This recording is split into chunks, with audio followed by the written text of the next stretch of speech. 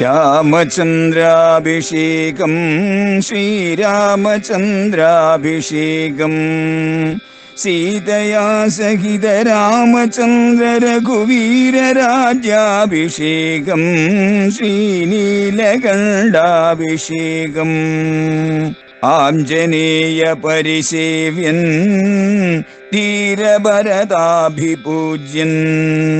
വീരലക്ഷ്മണ കുമാര ശത്രുഘ്ന സോദരാർച്ചിത പദാബ്ജൻ ശ്രീനീലകണ്ഠ ഹൃദയേശൻ രാമചന്ദ്രാഭിഷേകം ശ്രീരാമചന്ദ്രാഭിഷേകം. ഉവാച വചനം രാമ. ശ്രീരാമൻ സീതയോട് മധുരമധുരമായിട്ട് ഇങ്ങനെ പറഞ്ഞു.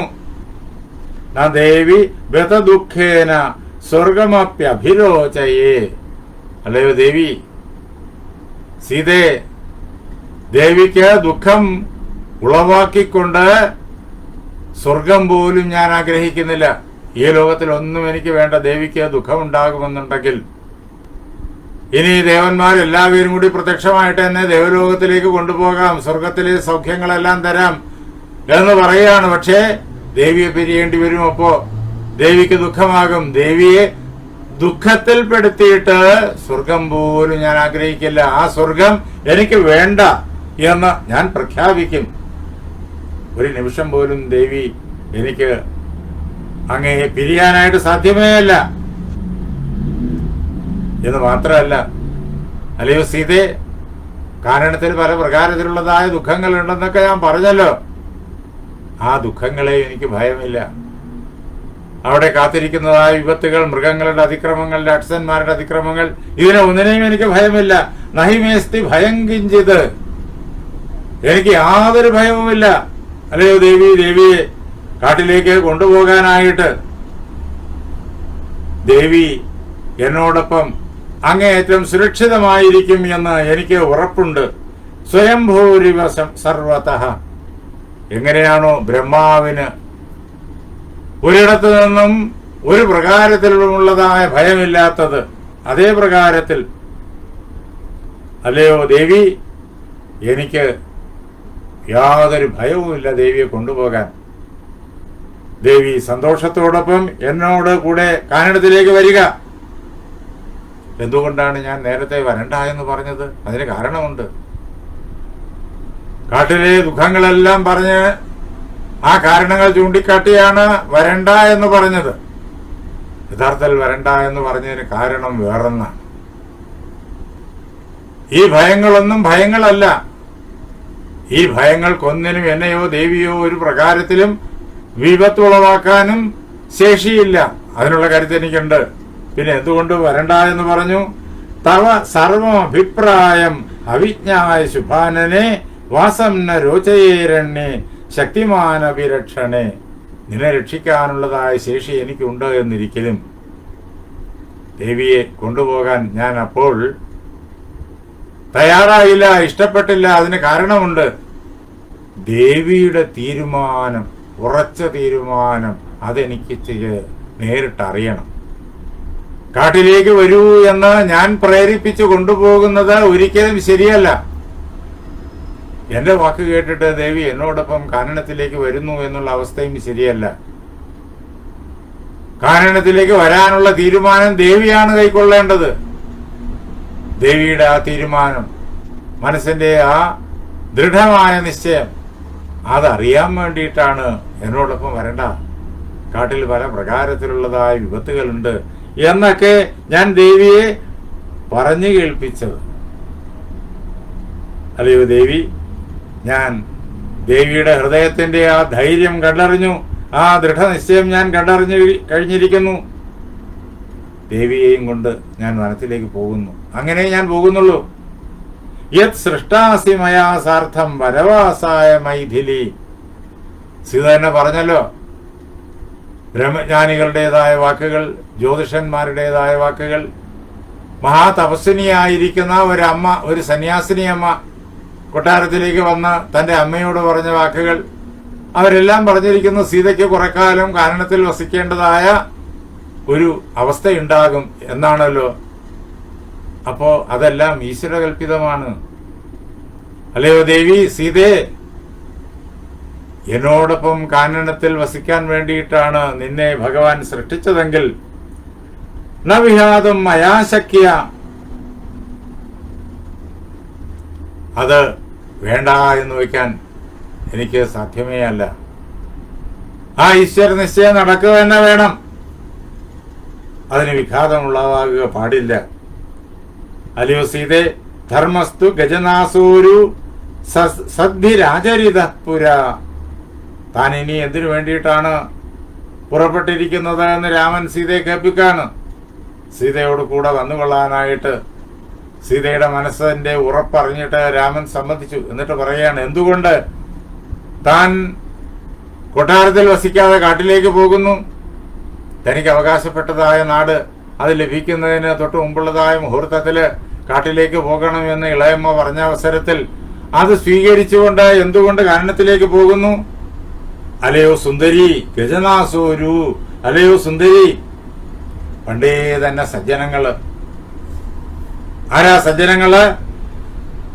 ഈ ലോകത്തിന്റെ സർവാധാരമായിരിക്കുന്ന പരമാത്മാവിനെ, ഈശ്വരനെ അറിഞ്ഞ ആളുകൾ, അവരാണ് സജ്ജനങ്ങൾ. സത്തിൽ സ്ഥിതി ചെയ്യുന്നവർ എന്നർത്ഥം. സത്ത് എന്ന് വെച്ച് കഴിഞ്ഞാൽ പരമാത്മാവ്. ആ പരമാത്മാവിൽ സ്ഥിതി ചെയ്യുന്നവർ, പരമാത്മാവിനെ അറിഞ്ഞവർ. അങ്ങനെയുള്ള ആളുകൾ പണ്ട് പണ്ടേ തന്നെ പറഞ്ഞിട്ടുണ്ട് ധർമ്മമാണ് ഏറ്റവും വലുത് എന്ന്. അതുകൊണ്ട് തന്നെ അവർ നിരന്തരം പ്രവർത്തിച്ചു പോകുന്നതും അത് തന്നെയാണ്, ധർമ്മത്തെയാണ്. ധർമ്മത്തെ വിട്ട് ഒരു പ്രവൃത്തിയും സജ്ജനങ്ങളുടെ ജീവിതത്തിൽ ഉണ്ടായിട്ടില്ല. അല്ലയോ സീതേ, തം ച അഹം അനുവർത്തിഷ്യേ യഥാ സൂര്യ സുവർച്ചല. അല്ലയോ സീതേ, ആ ഋഷിവര്യന്മാരെ, ആ മഹാത്മാക്കളെ, ഈശ്വരനെ കണ്ടറിഞ്ഞ ആളുകളെ ഞാനിതാ പിന്തുടരുന്നു. ധർമ്മത്തെ അനുസരിച്ചുകൊണ്ട്, ധർമ്മത്തെ നടപ്പിലാക്കാൻ വേണ്ടിയിട്ട് ഞാൻ അവരുടെ മാർഗം തന്നെ പിന്തുടരുന്നു. സുവർച്ചല എങ്ങനെയാണോ സൂര്യനെ പിന്തുടരുന്നത്, സൂര്യന്റെ പത്നിയാണ് സുവർച്ചല, എങ്ങനെയാണോ ആദിത്യനെ സുവർച്ചല പിന്തുടരുന്നത്, അതേ പ്രകാരത്തെ അല്ലയോ സീതേ, ധർമ്മത്തിന്റെ പന്ഥാവിലൂടി മുന്നോട്ട് ഗമിക്കുന്ന എന്നെ നീയും പിന്തുടർന്നുകൊള്ളൂ. അത് എനിക്ക് സന്തോഷം തന്നെയാണ്. എന്താണ് എന്നെ സംബന്ധിച്ചിടത്തോളം ധർമ്മം? അല്ലയോ സീതേ, അത് അച്ഛന്റെ വാക്കിനെ സത്യമാക്കി തീർക്കുക എന്നുള്ളതാണ്. അതാണ് പുത്രൻ എന്നുള്ളതല്ലേ എന്റെ ധർമ്മം. അതിനെ ഉപേക്ഷിക്കാൻ എനിക്കാവില്ല. അച്ഛന്റെ വാക്ക് അസത്യമെന്ന ലോകത്തിന്റെ മുന്നിൽ ഇങ്ങനെ പ്രസിദ്ധമായി തീരുന്നത് സഹിക്കാൻ എനിക്കാവില്ല. അച്ഛൻ ഒരിക്കലും അസത്യവാദിയല്ല, ദശരഥൻ ഒരിക്കലും അസത്യവാദിയല്ല, സൂര്യവംശ രാജാക്കന്മാർ ഒരിക്കലും അസത്യവാദിയല്ല. അതുകൊണ്ട് അല്ലയോ സീതേ, എനിക്ക് അദ്ദേഹത്തെ സത്യവാനാക്കാൻ വേണ്ടിയിട്ട് കാനനത്തിലേക്ക് പോയേ പറ്റൂ. അതുകൊണ്ടാണ് ഞാൻ കാട്ടിലേക്ക് പോകുന്നത്. സൂര്യനെ സുവർച്ചല എന്ന പോലെ അല്ലയോ സീതേ, എന്നെ പിന്തുടർന്നു കൊള്ളുക. വചനം തന്നയതി മാം പിതു സത്യോപബ്രഹ്മീതം. ആ വാക്ക്, ഋഷിമാരുടെ ആ പ്രവൃത്തി എന്നെ നയിക്കുന്നു അച്ഛനെ സത്യപ്രതിജ്ഞനാക്കാൻ വേണ്ടിയിട്ട്.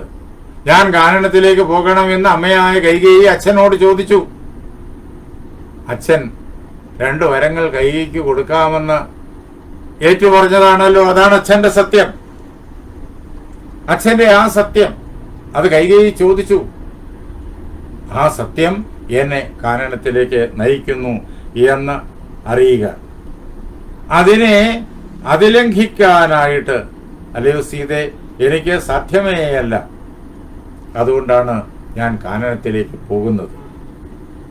അല്ലയോ സീതേ, അനുഗച്ഛസ്വ മാംഭീരു സഹധർമ്മചരീഭവ. എന്നെ നീ പിന്തുടർന്നുകൊള്ളൂ കാട്ടിലേക്ക്. അങ്ങനെ സഹധർമ്മിണിയായിക്കൊള്ളൂ. ഭർത്താവിനോടൊപ്പം ഭർത്താവിൻ്റെതായിട്ടുള്ള ധാർമ്മിക കർമ്മങ്ങളില് സമ്പൂർണമായിട്ടും ഭാഗഭാക്കാകുന്ന പത്നിയാണ് സഹധർമ്മചാരിണി, സഹധർമ്മിണി. പത്നി ചെയ്യേണ്ടതായിട്ടുള്ള ധർമ്മങ്ങളെ പരിപൂർണമായിട്ടും അംഗീകരിച്ച് അതിന് വേണ്ടുന്നതായിട്ടുള്ള എല്ലാ സഹായവും ചെയ്യുന്ന, ധർമ്മമാർഗത്തിലൂടെ മുന്നേറാൻ പത്നിയെ സഹായിക്കുന്ന ഭർത്താവ്, അദ്ദേഹമാണ് ധർമ്മചാരി. ഭർത്താവും പത്നിയും ഒരേപോലെ ഒരുമിച്ച് ധർമ്മം ആചരിക്കേണ്ടവരാണ്. ധർമാചരണത്തിൽ രണ്ടുപേരും തുല്യ പങ്കാളികളാണ്. പത്നിയുടെ ധർമ്മം ഭർത്താവിന് പവിത്രമാണ്, ഭർത്താവിൻ്റെ ധർമ്മം പത്നിക്കും പവിത്രമാണ്.